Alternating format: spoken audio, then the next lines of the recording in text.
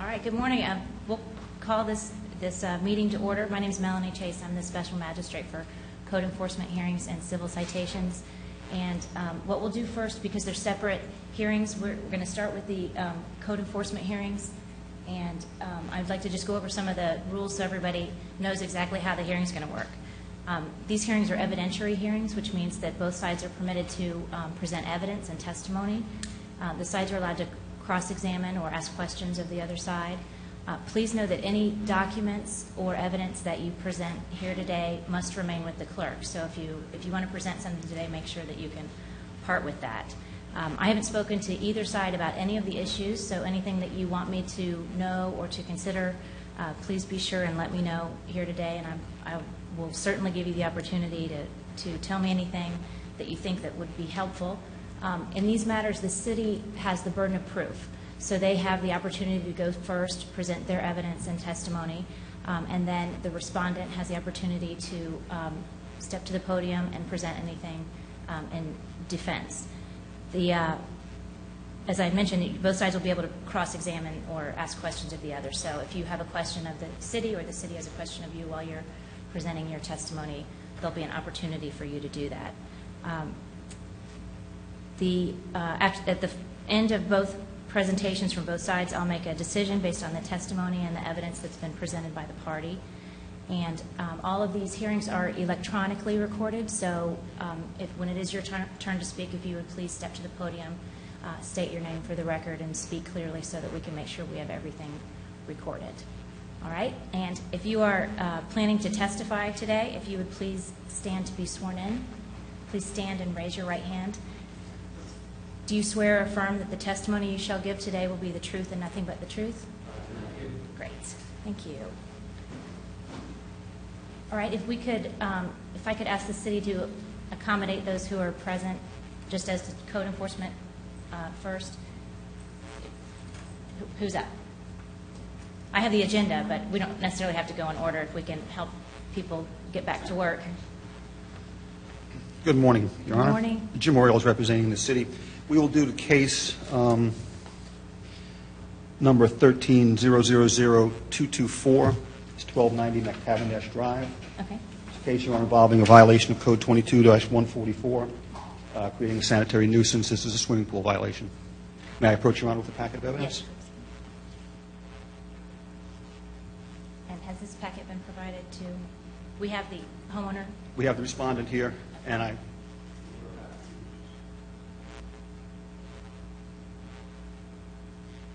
And Ms. Thomas, if you would look at that and let me know whether or not you object to that being entered into evidence as the city's composite exhibit A. I'll give you just a minute since you've just been handed it.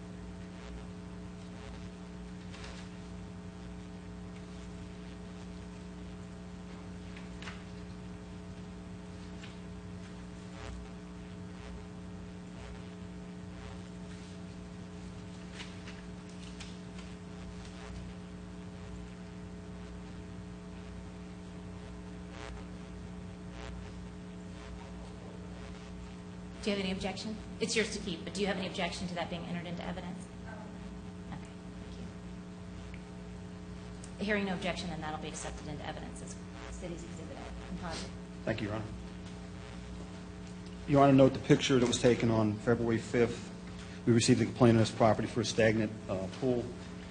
You can see from the picture the pool is black and stagnant, has not been circulating. The house is at this time vacant, Your Honor, and was at the time of the complaint. We sent a notice of violation to the property owner on February 5th. That notice was returned. We waited statutorily 30 days that we have to wait, and we sent a second notice of violation. We posted City Hall and we posted the property with that second notice of violation. Your Honor will see an affidavit of service stating that. We re-inspected the property, and it still was not in compliance. We sent an affidavit of violation and a request for hearing. That request for hearing was signed by the respondent, and as you can see, she is in court today. We inspected the property this morning. The property is still in violation. Case has been 81 days since its inception.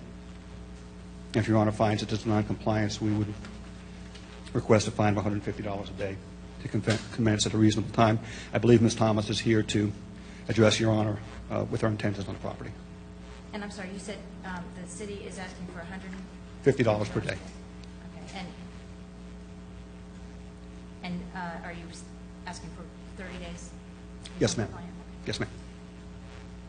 All right, thank you. If you could approach, please.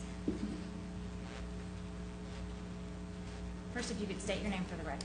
I'm Valerie Thomas. Thank you for being here. And Ms. Thomas, first, do you have any questions that you'd like to ask of Officer Ortiz? I don't think so. Okay, then if you could go ahead and let me know anything you want me to hear. One issue, the first notice that's stated in your paperwork here, I never received that, and I believe it may be because they have my name backwards. And when I vacated the property, I'm renting a condo. I'm wondering if the postman didn't notice that, I mean, the address is correct, but my name is backwards. So the second notice I did collect, but the first one I never got. So I didn't have an opportunity to address this issue.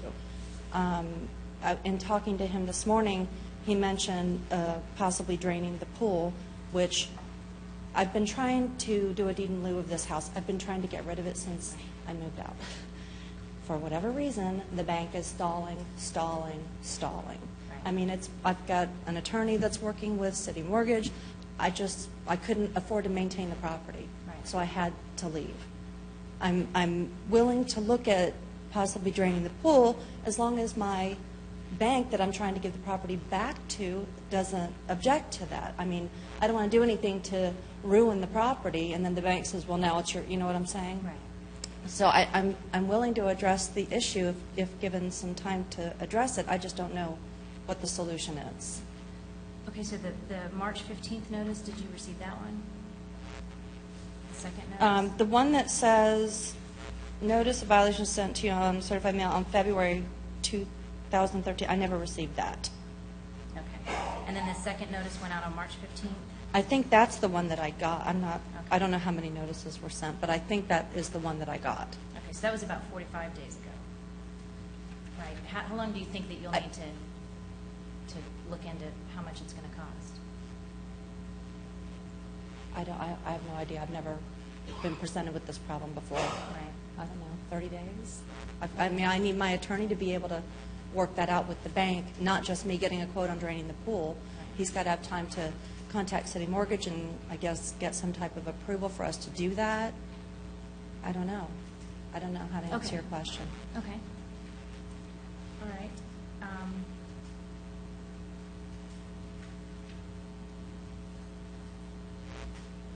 I know dealing with the banks is Even with an attorney. frustrating at best. But it does look like the pool has been in this condition for quite a while. So, okay, do you have anything else that you'd like to say today? I just would like some time to address the issue. Okay. All right. Thank you. I appreciate your input. Does the city have anything else to add? Okay. Then having heard and considered the evidence and the testimony, I'm going to make the following ruling. I'm going to rule that the respondent is currently the legal owner of the property at issue and that the city has provided proper notice of this hearing today, and that the city has met its burden of proof in establishing that the property at issue is not in compliance with the City of Oviedo's Code of Ordinances.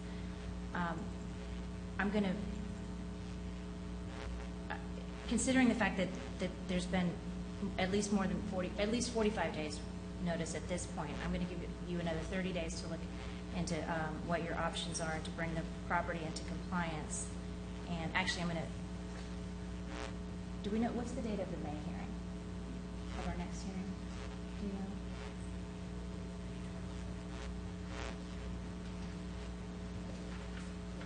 I'm sorry, May 23rd? Okay, then I'm going to give you until May 22nd to bring the property into compliance. And after that, a failure to bring the property into compliance will result in a fine of $150 per day for each day that the property remains in non-compliance. So that would be my order. Thank you for being here today. I appreciate it. Yes, and I will enter an order immediately, and the city will send you a copy of that. Thank you for your testimony.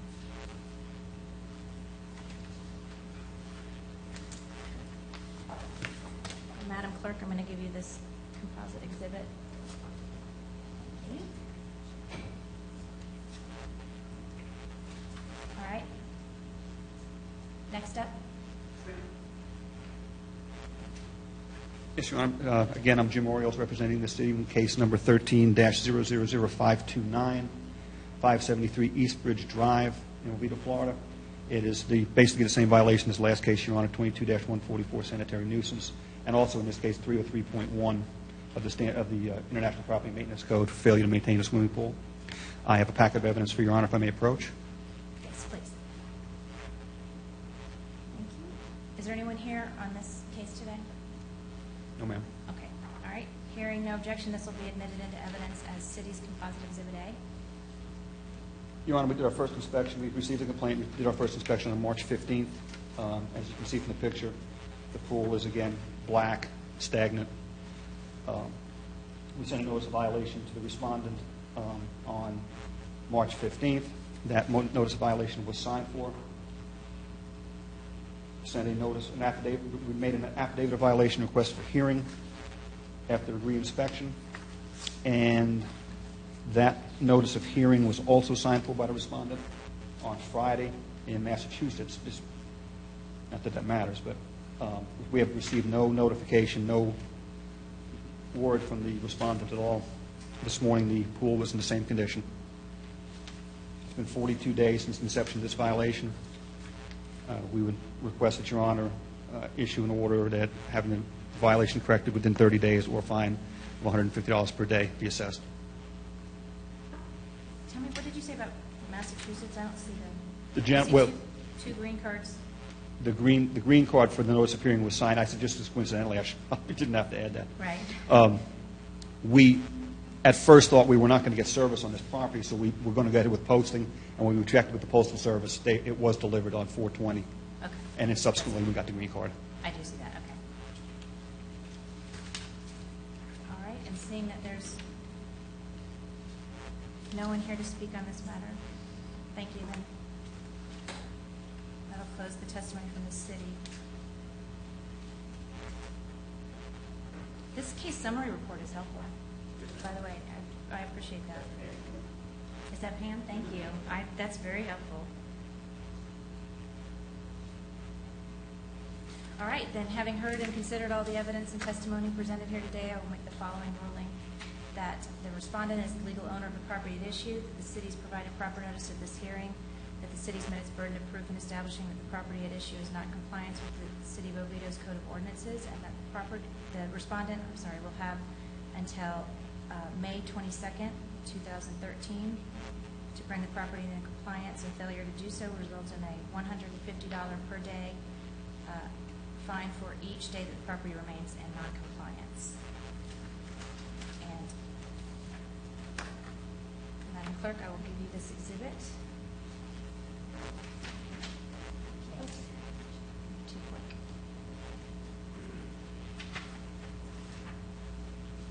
Okay, we have a couple of Massey hearings. You're just hogging the spotlight today. And once again, I am Jim Orioles representing the city. This is case 12-00-2426, 209 Winding Oaks. On March the 28th, 2013, the then Officer Anderson, who is now Officer Cole, presented this case before Your Honor for me in my absence. This is basically the same case you've heard this morning for a stagnant pool. Your Honor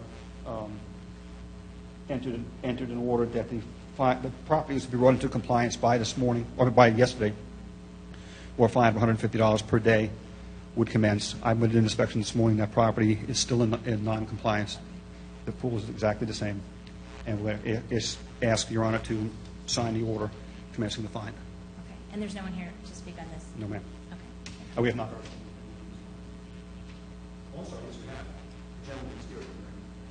Yes, he was here at the hearing. Yes, he Yes, testified. I'm sorry. And the order, just for the record, the order gives notice of this hearing today. Yes, ma'am, but we have not heard from him since. Okay. All right. Thank you.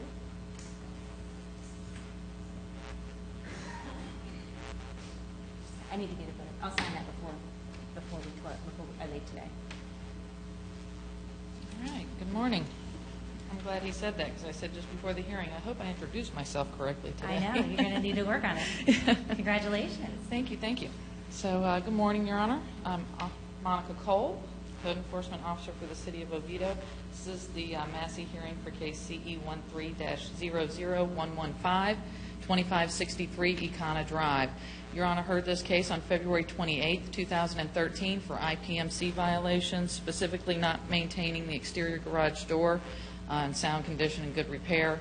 You ordered that the respondent take corrective action by March 28, 2013, or a fine of $50 per day would be imposed.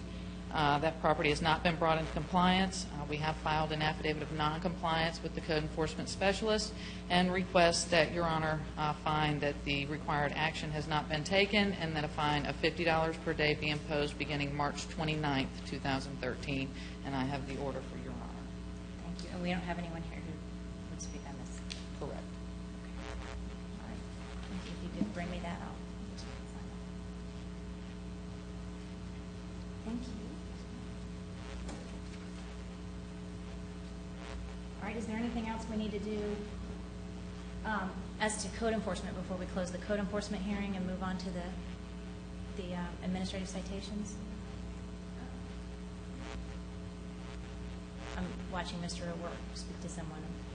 I think I'm going to give him just a minute. Do we need to do anything? Is there an issue that we need to address today before we close the hearing? No? All right. Okay. With that, we will close then the Code Enforcement Special Magistrate hearing for, it's the 25th. I've been dating everything the 24th. Got away from me. I'm sorry, for April 25th. And we will move to and open the civil citation hearings then, if you all are ready.